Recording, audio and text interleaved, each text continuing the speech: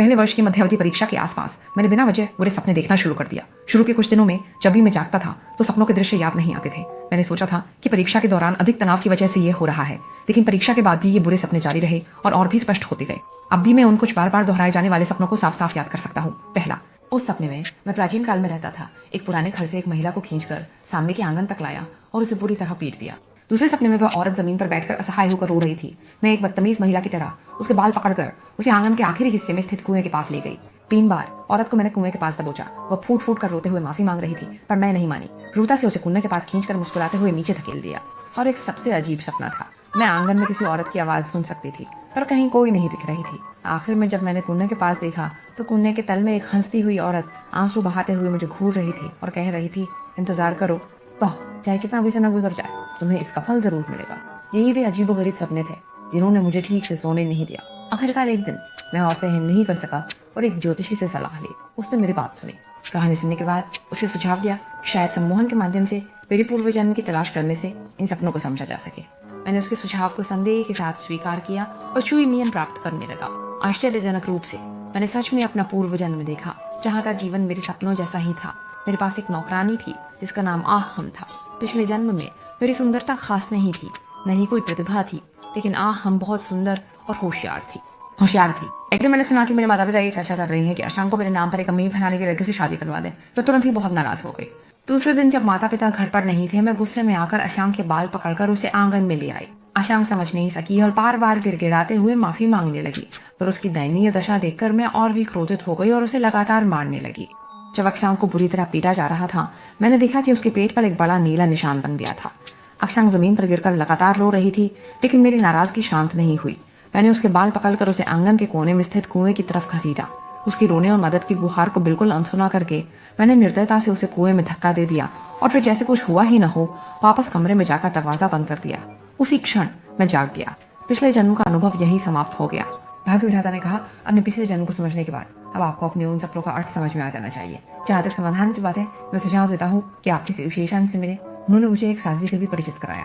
Originally मुझे इन चीजों पर विश्वास नहीं था, खासकर देवी देवता और तांत्रिकों पर, लेकिन उसने कहा कि वह देवी पहले डॉक्टर थी, लेकिन जिन लोगों को आत्माओं की समस्या का सामना करना पड़ता था उनकी मदद करने के लिए वह इसे अपना मुख्य काम बना चुकी है।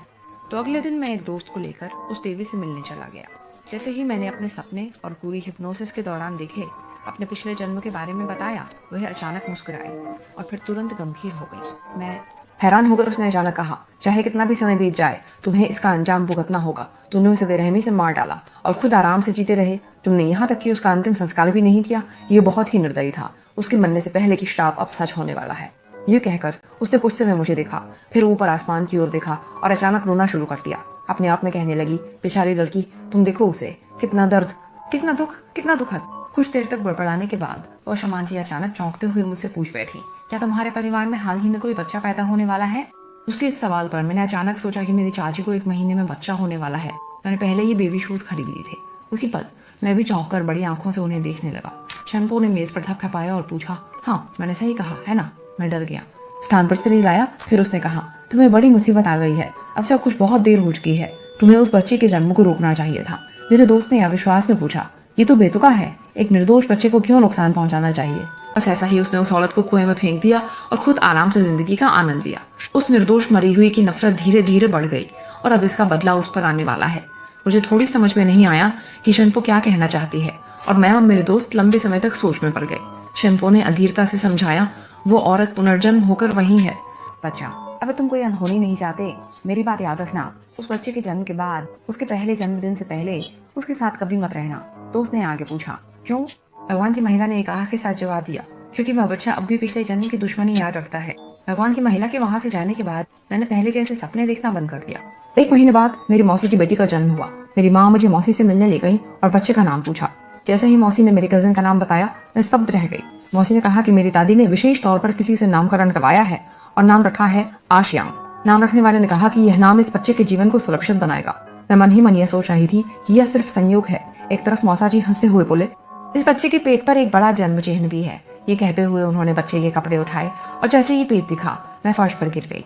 उस जन्म चिन्ह की जगह वही थी जहाँ मैंने अपने पूर्व जन्म में अमेदी के शरीर पर चोट देखी थी। अब तो मुझे विश्वास करना ही पड़ा। मैं जैसे आत्मा गुम चुकी हो। अपनी माँ से कहा, मेरे पास पहले चला गया। मेरी माँ घर वापस आने के बाद मैंने उसे सब कुछ बताया। अगले दिन वह मुझे एक मंदिर ले गई। वहाँ एक भिक्षु हमें और मेरी माँ को पूजा गृह में ले गए। हमने बौद्ध मूर्ति के सामने उस महिला के लिए कुछ दिनों तक प्रार्थना की जिसका नाम आशियांग था, और मैंने पूजा गृह में सच्चे मन से माफी मांगी।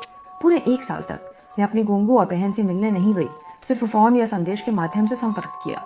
बहन के पहले जन्मदिन के 2 महीने बाद मैंने एक औरत का सपना देखा, एक मुस्कान लाऊं।